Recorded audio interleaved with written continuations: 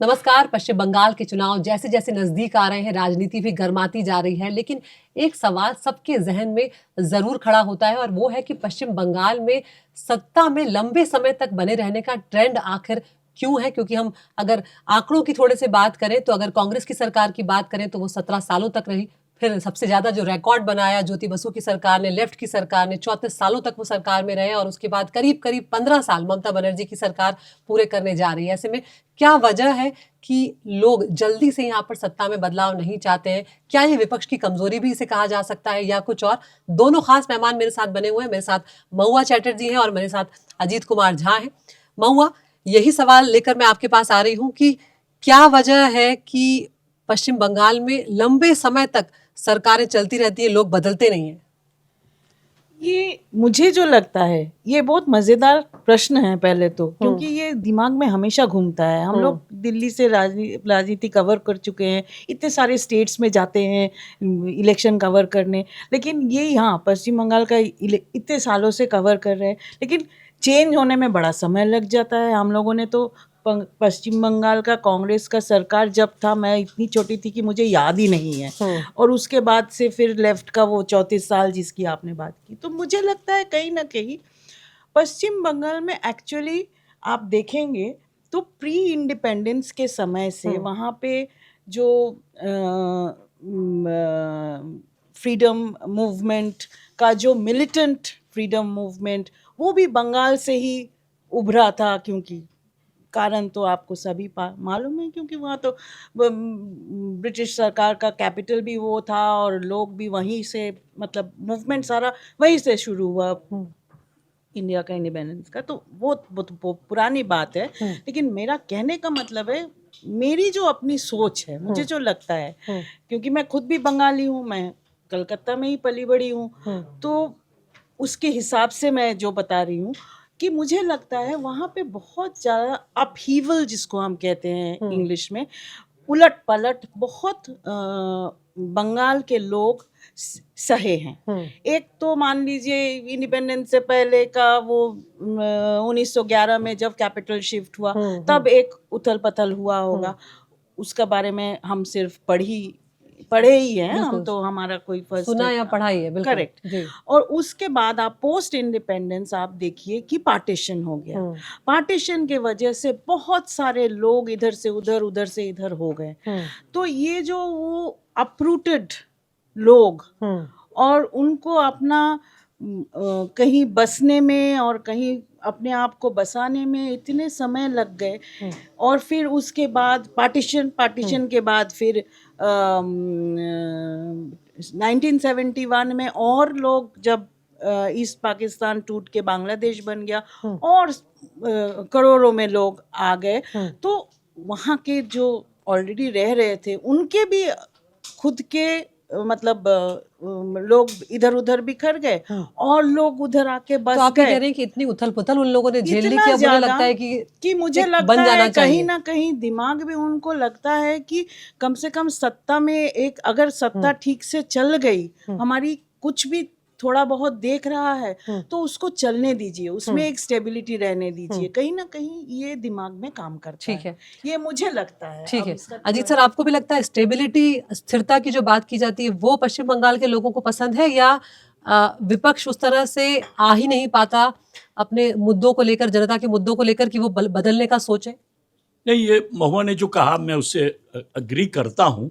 देखिए 1942 में जब इंडिपेंडेंस नहीं हुआ था तो सबसे बड़ा फैमिन इंडिया में हुआ, वो बंगाल में हुआ था। और मतलब असेसमेंट है कि 50 लाख के लोग ऊपर लोग मरे थे वहाँ। तो एक तो वो कारण है। दूसरा है partition of Bengal. Partition of Bengal एक बार नहीं हुआ है, 3 बार हुआ है। एक बार तो पहले हुआ 1905 में, उसके बाद बिहार अलग हुआ, फिर असम और उड़ीसा अलग हुआ। तो इससे जो है काफी इंस्टेबिलिटी रहा। पर मुझे इससे भी ज्यादा एक और कारण लगता है कि क्यों ऐसा हुआ है, और वो ये है कि भारत में अधिकतर, अब देखिएगा जो राजनीतिक पार्टी स्टार्ट हुआ है तो एक मूवमेंट के से निकला है बाहर। चाहे वो आपका देख लीजिए दिल्ली में, या आप कोई भी पार्टी ले लीजिए, असम में जैसे असम मूवमेंट से निकला एजीपी। तो उसी तरह से सीपीएम का वैसे तो कहिएगा कि जन्म सीपीआई के साथ हुआ और उस पर स्प्लिट हुआ, बट जो नक्सलाइट मूवमेंट है ना 1967 में, उसके बाद ही सीपीएम पावर में आया। और वो जो है एक तरह से इतना रिप्रेशन कांग्रेस ने किया नक्सलबारी मूवमेंट पर, हाँ। कि उससे जो है कांग्रेस अपना लेजिटिमेसी खो दिया और सीपीएम पावर में आ गया। और जब ममता आई तो उस समय भी एक भयानक मूवमेंट हो गया था। सीपीएम 34 साल में पावर में आके जो भी ऑपरेशन बारगाव वगैरह कर रही थी शुरू में पहले 10 साल, वो बंद कर दी करना, चेंजेस नहीं कर पाई। इनफैक्ट बेसिकली ये जो लोग बांग्लादेश से आए 71 के पहले भी 71 के बाद में भी, उसको बचाने में सीपीएम का बहुत बड़ा हाथ था। उसीलिए सीपीएम जो है बड़ा स्ट्रॉन्ग पार्टी वहां बन गई। और उसी लिए लोगों को एक भरोसा ऐसा जीत लिया कि लोगों को लगा ही नहीं कि कुछ और चाहिए, विकल्प नहीं सोचा, तो उसीलिए सीपीएम कंटिन्यू की। बट उसके बाद क्या हुआ कि उसी समय आपको याद है ना कि जब ममता आई तो एक तरह से एक नया मूवमेंट खड़ा हुआ बंगाल में, और Mamata was a product of the movement. वो सीपीएम के खिलाफ बिल्कुल जम के जो है मूवमेंट चला, और उससे जो है एक नया विकल्प आया तृणमूल का। और आज आप कितना बड़ा फैक्टर मानते हैं? विपक्ष की कमजोरी इसलिए है कि विपक्ष जाके मूवमेंट खड़ा नहीं करता है। सीपीएम ज्योति बसु के बाद सीपीएम खत्म इसलिए हुआ कि कौन थे लीडर सीपीएम के? सीताराम येचुरी। सीताराम येचुरी ने आज तक कब मूवमेंट में जुझे हैं? ये जो ज्योति बसु वगैरह हैं मूवमेंट से निकले। बिल्कुल। तो बाकी जो बुद्धदेव भी जो थे वो भी बड़े बहादुर लोग थे, बड़े अच्छे आदमी थे, बट मूवमेंट उस तरह से जैसे कि ज्योति बसु निकले वो नहीं थे। आज एक छोटा सा आज जो है सवाल ये है 2026 में कि क्या भाजपा जो अभी कोई एक तो राम मंदिर का मूवमेंट था यूपी में, पर बंगाल में तो है नहीं, तो एसआईआर जो है क्या उसको उस कमी को पूरा करेगा या कोई मूवमेंट नीचे से है? मूवमेंट एसआईआर बन सकता है कि सत्ता बदल जाए? एसआईआर किसी ना किसी तरह का मूवमेंट तो बंगाल में बन चुका है। अब ये मूवमेंट बंगाल इसको कहीं दूसरे स्टेटों में डाल सकता है या नहीं सकता है, वो हम देखेंगे कि अगले बार यूपी के चुनाव से पहले वहां पे एसआईआर में इस तरह का उथल पुथल होता है या नहीं। लेकिन बंगाल में तो उथल पुथल हो चुका है और आप इसको अभी एक मिनी मूवमेंट कह सकते हैं। ठीक है, लेकिन जल्दी से ये भी बताइए, विपक्ष की कमजोरी भी आप इसे मानती है? विपक्ष का कमजोरी है, लेकिन वही है ना जो स्टेबिलिटी की मैं बात कर रही हूँ। जब सत्ता पक्ष जब विपक्ष को भी मालूम है कि ये सत्ता पक्ष आया है, तो ये सत्ता पक्ष को ये जल्दी से ये लोग वापस नहीं करेंगे, तो विपक्ष भी थोड़ा सा रिलैक्स हो जाता है, मुझे लगता है।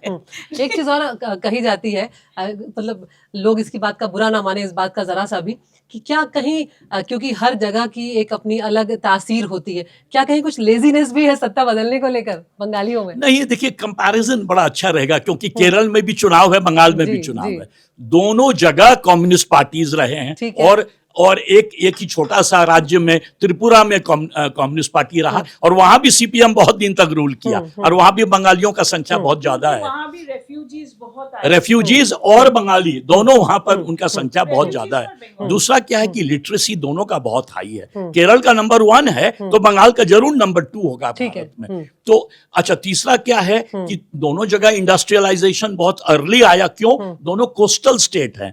ये बे ऑफ बंगाल के बगल में वो अरेबियन सी या कहिए तो जो भी मतलब कोस्टल स्टेट है, तो उस कारण जो है बड़े एडवांस्ड स्टेट है। आप लोग कहेंगे कौन सा एडवांस भाई, तो बिहार से कंपैरिजन कर लीजिए। मैं तो कहने के लिए बिहार का हूं, मैं बड़ा हुआ हूं बंगाल में, जन्म मेरा दार्जिलिंग में है, बड़ा हुआ मैं आसनसोल में। तो मेरा ये कहना है कि केरल में जब कम्युनिस्ट पार्टी 1958 में आई, बंगाल में बहुत बाद में आई जाके 67-69 में कुछ दिन के लिए, और बाद में 77 में। परंतु केरल में हमेशा एक पार्टी हारती है तो दूसरी पार्टी आ जाती है, वहां पर जिसे कहते हैं रोटी पलट दी जाती है। तुरंत लेकिन रोटी सवाल पलट मत भूलिएगा, आपने पूछा कि क्या लेजी तो नहीं है बंगाली? नहीं, लेजी नहीं है बंगाली जो हैं, उनका ये बंगाली थोड़े एक्सक्लूसिव हैं। वो मानते हैं कि जो रेस्ट ऑफ, उनको हिंदी हार्टलैंड फेस करना पड़ता है, लेबर भी उनका जो आता है वो बाहर से आता है, बिहार और यूपी से, और उनके जो एंटरप्रेन्योर्स हैं वो भी आते हैं सारे, मारवाड़ीज, गुजरातीज, पंजाबीज। तो वहां पर एक एक्सक्लूसिविटी का नोशन है। जब मैं बच्चा था तो मेरे दोस्त मुझे कहते थे, अरे हिंदुस्तानी की तरह बिहेव मत करो, ठीक है ना? तो मुझे लगता था ये हिंदुस्तानी नहीं है क्या, ये क्या दूसरे हैं? तो वो है थोड़ा फीलिंग एक्सक्लूसिविटी का। ठीक है। तो उनको लगता है कि जब तक एक पार्टी जो बंगाली पार्टी नहीं हो तब तक हम क्यों एक्सपेरिमेंट करें, क्या ठीक हुआ? है। इतना वेल एजुकेटेड स्टेट है वो, वहाँ पर लिटरेसी का लेवल बहुत हाई है। ऐसे में क्या लेजीनेस का जो फैक्टर है वो वहाँ पर काम करता है?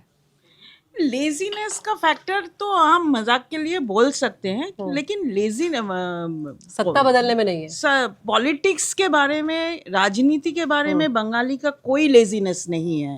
आप उनको दौड़ के कुछ सामान उठाने के लिए बोलो तो लेजीनेस हो सकता है। अच्छा। लेकिन राजनीति के मामले में कोई लेजीनेस नहीं है। देखिए तो ये एक बंगाली के दिल से जो निकल रहा है वो है जो महुआ कह रही है। उन्होंने साफ तौर से इनकार कर दिया है लेजीनेस के फैक्टर। ठीक है महुआ, आगे बढ़िए। तो मैं उसी पे बोल रही हूँ कि ये सत्ता, राजनीति एक बड़ी चीज है। सत्ता में जो है, जो सत्ता में नहीं है, वो सारे राजनीति के पार्ट हैं।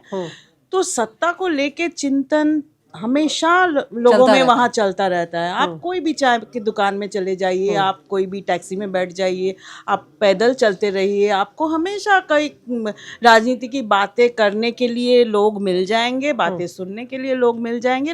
लेकिन हाँ, मूल प्रश्न हमारा ये है कि सत्ता क्यों नहीं जल्दी पलटते हैं।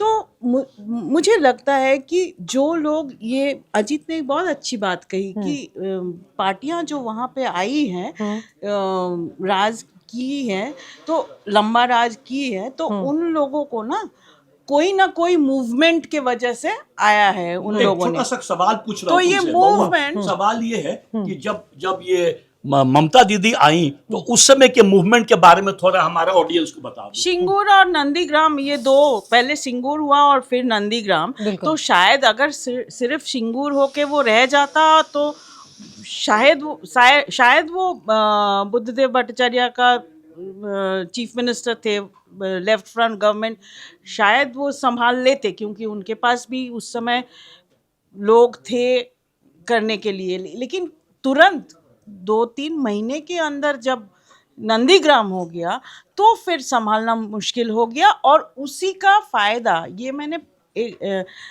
ममता बनर्जी के बारे में भी बोलूँगी कि उनका ना ये वो 24/7 पॉलिटिशियन है, तो मौका तलाशने में उनसे बेटर कोई है नहीं इस समय बंगाल का राजनीति में, चाहे वो सत्ते में रहे चाहे वो सत्ते के बाहर रहे। छोटा सा पॉइंट उसमें ऐड करता हूं कि एक चीज बंगाल को जो बहुत अच्छा मिला, 2 गजब के कैरिज्मेटिक लीडर, ज्योति बसु और इधर ममता बनर्जी। वैसा नेता आप रीजनली भारत में ढूंढिए, है 1-2, लालू प्रसाद थे या नीतीश थे बिहार में, तो नीतीश जी का 20 साल शासन चला, या पटनायक थे, नवीन पटनायक उड़ीसा में, तो उनका भी 20 साल चला। बट वैसे नेता कम हैं बाकी जगह। और बिल्कुल, और ये सभी क्षेत्रीय राजनीति के खास तौर से कद्दावर नेता रहे, चेहरे रहे, और दशकों तक इन्होंने राजनीति पे गहरी छाप छोड़ी। अगर ज्योति बसु की बात करें तो आज भी अगर लेफ्ट की बात की जाएगी तो शायद किसी का भी नाम सामने नहीं आ सकता ज्योति बसु के अलावा। और केरल में नंबूदरी बात थे, बट वो बेचारे बहुत पहले ही चले गए। वैसा कदावर नेता केरल प्रोड्यूस नहीं किया, लेफ्ट फ्रंट भी और कांग्रेस में भी नहीं। तो यहाँ पर हम क्या ये कह सकते हैं कि जो जातिगत या क्षेत्रीय राजनीति होती है वो जब लंबे टेन्योर चलते हैं तो उससे और ज्यादा बढ़ जाती है, ये कह सकते हैं? मेरे को एक छोटा सा फैक्टर इसमें ऐड करने दीजिए अभी, जबकि प्रोग्राम खत्म हो रहा है। राजनीति शास्त्र जो मैं जिंदगी भर पढ़ा हूं उसमें कहा जाता है कि ऐसे जो स्टेट होते हैं जिसमें बहुत दिन तक कोई एक पार्टी चले, उसको कहा जाता है इलेक्टोरल रीअलाइनमेंट। तो कहते हैं कि उसको हराने के लिए क्रिटिकल इलेक्शन चाहिए। तो ये जो सीपीएम जब हारी, जब ममता आई, वो एक क्रिटिकल इलेक्शन था। तो सब 2011 में, तो सवाल है कि क्या 2026 क्रिटिकल इलेक्शन है? उसका एक आंसर है यस। क्यों? मैंने प्रिडिक्शन किया था कि इसमें मतदान का संख्या बहुत ज्यादा होगा। जब मतदान हाई होता है तो क्रिटिकल इलेक्शन होता है, पर और 2-3 कंडीशन चाहिए। एक कंडीशन है कि क्या कोई पीपल्स मूवमेंट है, तो इस पर जो है ये महुआ को पूछा जाए, वही बंगाल की है कि कोई पीपल्स मूवमेंट है उसमें। इस बार का पीपल्स मूवमेंट मैं SIR ही कह सकती हूँ, और तो कोई मूवमेंट स्टेट में नहीं दिख रही है। लेकिन मेरा महुआ एक और यहाँ पर सवाल है कि जब लंबे समय तक एक ही सरकार सत्ता में रह जाती है तो क्या कहीं विकास स्लो नहीं हो जाता? बिल्कुल हो जाता है, और कॉम्प्लेसेंसी आ जाती है, वो तो है ही है। लेकिन कुछ जो सोशल इंडाइसेस है वो सारे अब ये सरकारें भी ये इस विषय को रखते हुए नए नए चीज लेके आने की कोशिश तो करते हैं। लेकिन आप जो कह रहे हो कि जैसे हर 5 साल में पलटता रहे तो जिस तरह से चेंजेस हो जाते हैं, वो डायनामिज्म थोड़ा कम हो जाती है, इसमें तो कोई शक नहीं है। लेकिन कुछ लोग बोलते हैं कि 10 साल 15 साल मिल जाए एक ही सरकार को, और वो परफॉर्मिंग सरकार है तो फिर वो अच्छा रिजल्ट देता है। जो कि इस बार केरल में क्या होगा मुझे नहीं मालूम है, क्योंकि एजी फाइट है, दोनों एकदम टक्कर का लड़ाई है, मैंने सुना है तो। लेकिन वहां पे CPM के खुद के लोग भी बोल रहे हैं, और उनके जो वोटर्स नहीं है वो भी बोल रहे हैं कि पिनरई पहला टर्म जो उनका सरकार था, उससे उनका सेकंड टर्म का सरकार का परफॉर्मेंस बेटर है। अच्छा। लेकिन एंटी इनकम्बेंसी भी ज्यादा होगा क्योंकि 10 साल हो गया है। तो अब ये मजेदार है देखने के लिए कि आप जो कह रहे हो डेवलपमेंट पे लोग जाएंगे या बोरियत पे जाएंगे। ठीक है, तो अब देखना होगा। एक इंटरेस्टिंग हमने इस पे फैक्टर सोचा था जिस पर हम चाहते थे हम चर्चा करें, और इस मुद्दे को हम आगे जरूर कुछ वक्त के बाद एक बार फिर से चर्चा में लाएंगे, कुछ और मेहमानों को जोड़ेंगे, सबके ओपिनियन लेंगे, तब देखेंगे कि क्या वजह है कि लंबे समय तक कुछ राज्य जो हैं वो सरकारों को कंटिन्यू कराते हैं। क्या विकास का फैक्टर उनके लिए ज्यादा मायने नहीं रखता, स्थिरता ज्यादा मायने रखता है? ऐसी कई चीजें होंगी जो निकल कर सामने आएंगी। बंगाल का संदेश में आज इतना ही। नमस्कार।